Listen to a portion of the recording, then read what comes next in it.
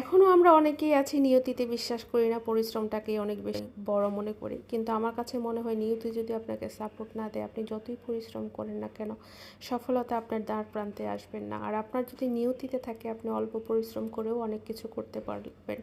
কেন বলছি সেটা তো অবশ্যই আপনাদের সাথে শেয়ার করব। আসসালামু আলাইকুম সবাইকে। আলহামদুলিল্লাহ আমরা ভালো আছি। আশা করি আপনারাও ভালো আছেন। যে যেখান থেকে দেখছেন, সম্পূর্ণ ভিডিওটি দেখার জন্য আমন্ত্রণ রইল। যদি ফেসবুক থেকে দেখে থাকেন, অবশ্যই একটু ফলো দিয়ে লাইক কমেন্টস করে যাবেন। আর যদি ইউটিউব থেকে দেখে থাকেন, একটু সাবস্ক্রাইব করে একটু লাইক কমেন্টস করে যাবেন। আপনাদের ফলো দেওয়া, লাইক কমেন্টস করা, একটু সাবস্ক্রাইব করে দেওয়া কিন্তু আমার স্বপ্নটাকে পূরণ করতে পারে। যাই হোক, বলছিলাম যে আপনার নিয়তিতে যদি না থাকে, আপনি যতই পরিশ্রম করেন না কেন, আপনি কিন্তু সফল হতে পারবেন না। অন্তত আমি এটাতে বিশ্বাস করি। বিশ্বাস করেন, আমি ঠিক একদম অজপাড়াগ্রায়ের খুব সাধারণ একটা মেয়ে। আপনারা বলবেন আপনি কি অনেক সফল হয়ে গেছেন? না, আমি অনেক সফলতার গল্প বলছি না এখানে।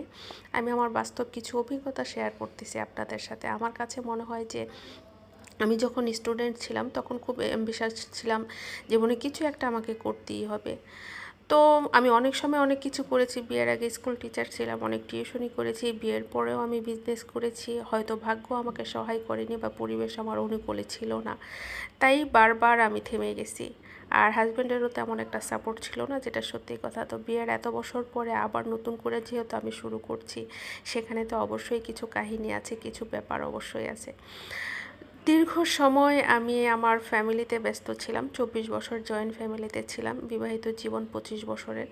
1 বছর হয়েছে আমার নিজের সংসার হয়েছে, আলহামদুলিল্লাহ। আমার একটা ছেলে একটা মেয়ে আছে। ছেলে মেয়ে বড় হয়ে গেছে। জয়েন্ট ফ্যামিলির পর্বটা আমার শেষ হয়ে গেছে। এখন ছোট্ট একটা পরিবার, আমার 2 ছেলে মেয়ে এবং হাজব্যান্ড ওয়াইফ মিলে। এমন একটা সময় আসলো যে আমার একদমই মনে হচ্ছে যে সময় কাটছিল না, একদমই ভালো লাগছিল না। সারাদিন বসে বসে মানুষের ভিডিও দেখি, রান্নাবান্না করি, আর হচ্ছে নামাজ টামাজ পড়ি, এইটুকুই। পরে মনে হলো যে সময় কাটছে না, ভালো লাগছে না, কিছু একটা করা দরকার। ব্লগিং শুরু করলাম। ব্লগিংটা করতে করতে মাথায় আসলো যে অনেক দিনের শখ ছিল যে আমি অনলাইন বিজনেস করব, কিন্তু কখনোই কিভাবে শুরু করব সেই সাপোর্টটা কারো কাছ থেকে পাচ্ছিলাম না। বিশেষ করে আমার হাজব্যান্ডের কাছ থেকে তো একদমই না। আর ছেলে মেয়ে তখন ছোট ছিল। তো এখন ছেলে মেয়ে বড় হয়েছে। আমার হাজব্যান্ডকে যখন জিজ্ঞেস করলাম, তার পক্ষ থেকে দেখলাম যে তার একটাই কথা যে সে আমাকে কোনো হেল্প করবে না, বাট সে আমাকে কোনো বাধাও দেবে না। তো আমার ছেলের সাথে যখন শেয়ার করলাম, আমার ছেলে আমাকে বলল, আমার মেয়ে আমাকে বলল যে আম্মু তুমি করো, আমরা তোমাকে হেল্প করব। কখন কিভাবে কি করতে হবে, কোথায় যেতে হবে আমাকে বলো। আমার ছেলে বলল আমাকে। তো ওদের কথা শুনে আসলে আমি অনেকটা ইন্সপিরেশন পেলাম যে আসলেই তো এখন তো আমার ছেলে মেয়ে হয়েছে, সংসার জীবনের অনেক সময় পার হয়ে গেছে, আমারও যথেষ্ট বয়স হয়েছে। ওরা যেহেতু আমাকে সাপোর্ট করবে, আমি আবার নতুন করে শুরু করি। আলহামদুলিল্লাহ, আমি নতুন যাত্রা শুরু করেছি। তুলনামূলক আমার কাছে মনে হয় অল্প সময়ে আমি ভালো সাড়া পেয়েছি।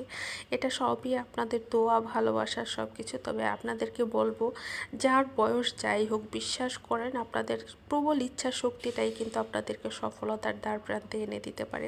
আমার বিজনেস পেজের লিঙ্কটা দেওয়া থাকবে কমেন্ট সেকশনে। প্লিজ একটু ঘুরে আসবেন। ভালো থাকবেন। আল্লাহ হাফেজ।